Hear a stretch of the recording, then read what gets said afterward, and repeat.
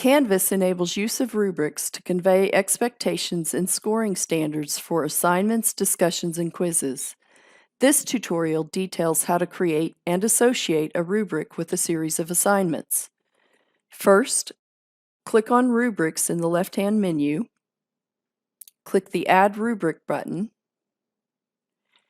and then enter a title for your rubric, in this case, Assignment Rubric.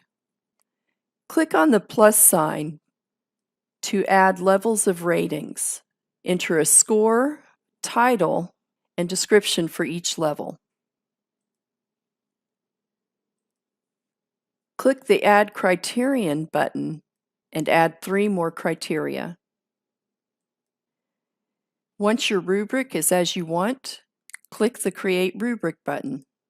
To associate the rubric with each assignment, click on Assignments in the left-hand menu.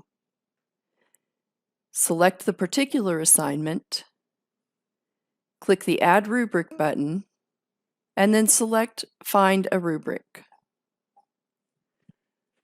Locate the rubric and click on the Use this rubric button. Complete for all remaining assignments.